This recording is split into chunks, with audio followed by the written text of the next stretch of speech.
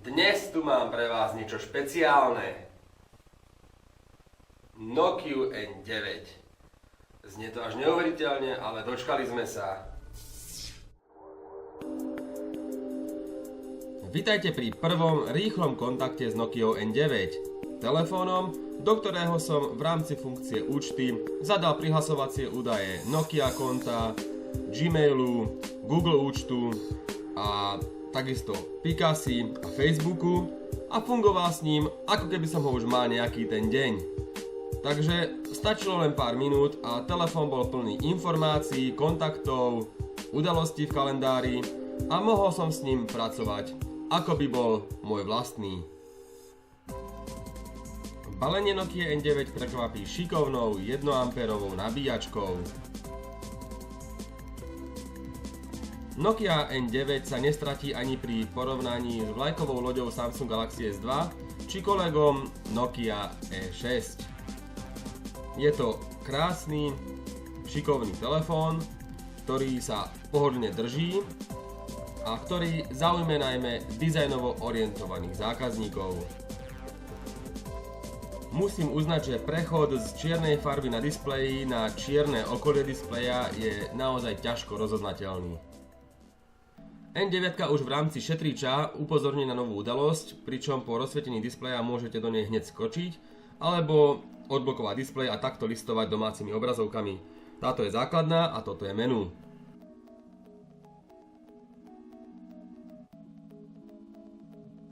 Tu máme správcu súborov a hornú lištu. V nej môžete rýchlo ovládať hlasitosť alebo skočiť do Wi-Fi pripojenia alebo dostupnosti v Facebooku či Gtalku.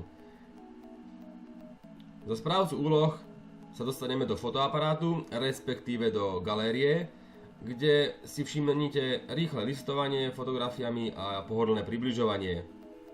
Fotografie je samozrejme možné aj bežne zdieľať. Fotoaparát ponúka autofokus, neobsahuje žiadny červený flak v strede, ako je tomu u niektorých konkurentov, a s nastaveniami sa pracuje tiež veľmi dobre, hlavne rýchlo. Kvalita fotografií je dobrá, takisto aj kvalita videa. To zaostruje automaticky na bližší alebo vzdialený objekt. Ukončenie aplikácie uskutočnite vždycky ťahom prsta zo strany na stranu. Tu si môžete všimnúť účty. Všetky som ich zadal na začiatku a telefón sa naplnil informáciami. Mimochodom, domáca obrazovka bez týchto účtov by bola prázdna a nudná, takže ich odporúčam všetkým. E-mail ničím neprekvapil, je to klasický e-mailový klient, ako je tomu v iPhone či v Androide. Možno mi pripomína skôr ten iPhoneový. Klávesnica je plnohodnotná QWERTY aj v polohe na výšku, aj na ležato. V niektorých aplikáciách poloha na ležato nefunguje, čo trochu komplikuje pohodlie písania. Ale inak som si na ňu zvykol rýchlo, ponúka slovenskú diakritiku a nechýba aj zobrazovanie tlačidiel po ich dotyku o pár milimetrov vyššie.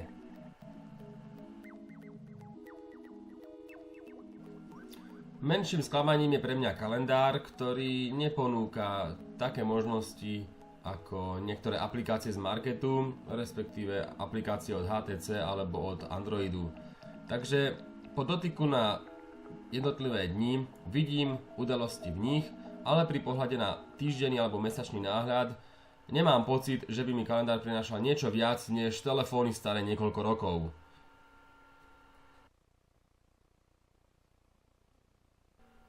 Opäť kalendár ukončím, respektíve minimalizujem ťahom prsta z pravej strany doľava a idem nastaviť budík.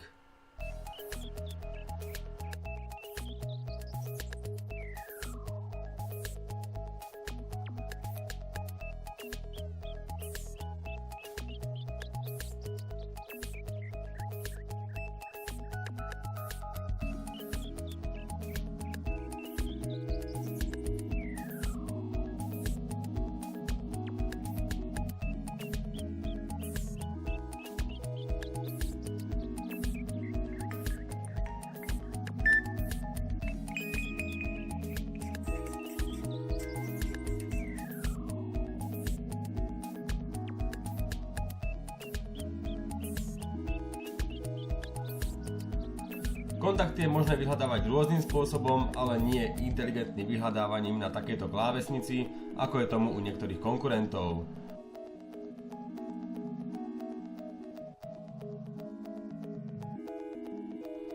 Aj internetový prehliadač je skôr štandardný, no v prípade Nokia je to výhoda, pretože bola v prípade internetových prehliadačov trošku pozadu.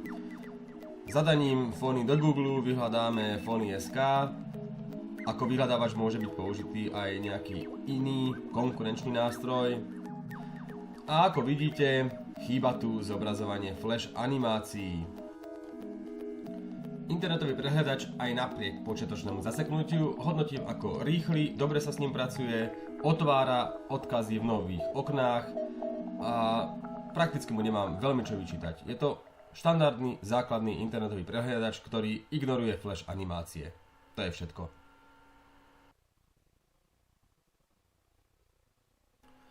Po pripojení N9 k počítaču som do ňoho prostredníctvom Mass Storage nahral jeden hudobný album a tak sa teda poďme pozrieť na hudobný prehrávač.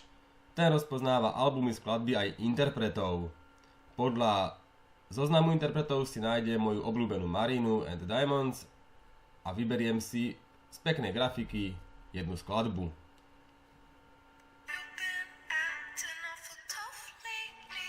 Od hlasnej reprodukcie nečakajme zázraky, ale zvuk je to celkom pekný. Vychádza zo spodnej časti telefónu a zakrývaním mriežky reproduktora nijako extra neovplyvňujem jeho hlasitosť. Tá je mimochodom dostatočne vysoká. Poďme sa pozrieť na reguláciu hlasitosti a prepojenie prehrávača s hornou lištou, respektíve so zamknutým displejom. V hornej lište sa totiž hudobný prehrávač nenachádza a na zamknutom displeji, respektíve odblokovacom displeji tiež nie. A tak musím ísť do správcu spustených úloh a dostať sa do prehrávača takýmto spôsobom. A tak ho takýmto ťahom ukončujem a idem sa pozrieť na videá. Nokia N9 totiž nemá mať problém so žiadnym normálnym DivXom. Dôkazom je aj táto ukážka.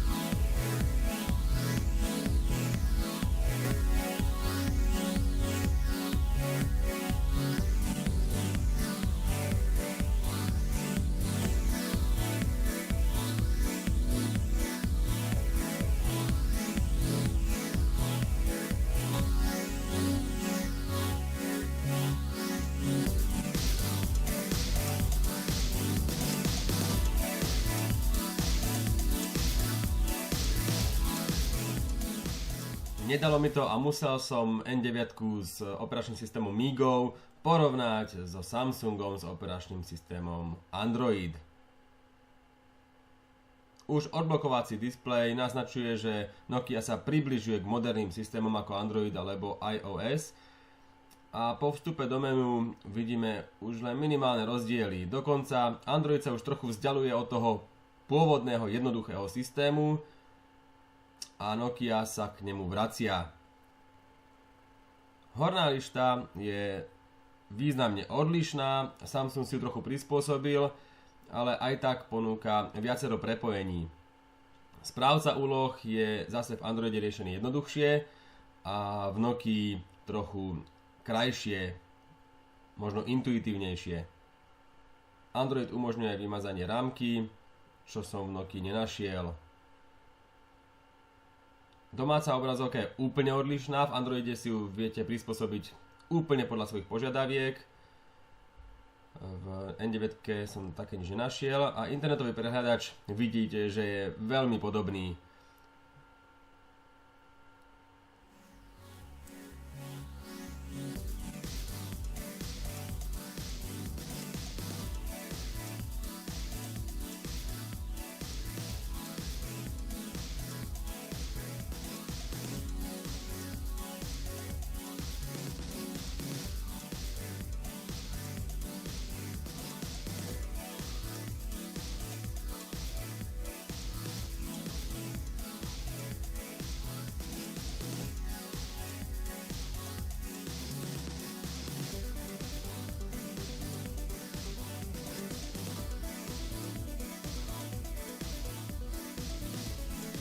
Ak ide o hardware, tak z Nokia N9 mám trochu lepší pocit.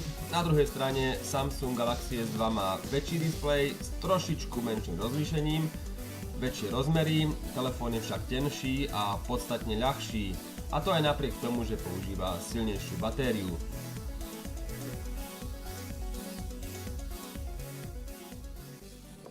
Nokia mi prikazuje používať ich klávesnicu a ako vidíte pri písaní správ, na Galaxy S2 používam aplikáciu Smart Keyboard z marketu. Pri písaní na ležato sa ťažko posudzuje, ktorá klávesnica, respektíve ktorý telefón je pohodlnejší. To už je vecou zvyku. Výhodou klávesnice Smart Keyboard z marketu je, že si ju môžem kompletne prispôsobiť a dokonca ju používať aj v takejto slovenskej podobe s diakritikou. A keď už sme pri tom porovnávaní, tak sa poďme pozrieť aj na internetový prehliadač.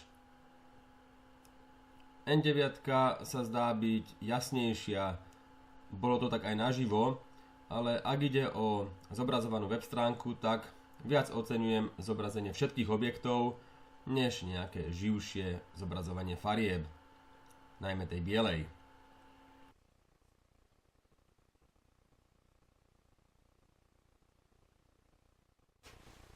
Keď porovnávam Nokiu N9 s aktuálnou vlajkovou loďou od Samsungu, teda Samsungom Galaxy S2, tak je mi úplne jasné, že je to telefón pre úplne inú cieľovú skupinu. Toto je pre technoidov, ktorí sa chcú hrať, ktorí si chcú upraviť domácu obrazovku, jednoducho inštalovať viacero rôznych aplikácií a nehľadajú v telefóne len zariadenie pre telefonovanie, správy a pár e-mailov denne. To je presne cieľ Nokia N9. Telefón, s ktorým rýchlo odfotím fotografiu, rýchlo sa pohybujem medzi aplikáciami, ktoré sú spustené v rámci jednoduchého task manažera. Skrátka pekný telefón pre moderného človeka, ktorý od neho neočakáva príliš veľa. Takže nemusíte sa ho obávať, akurát mi možno až trochu príliš pripomína prvý iPhone, to znamená, opäť je to na môj vkus príliš jednoduché zariadenie, ale to môže byť jeho podstatnou výhodou.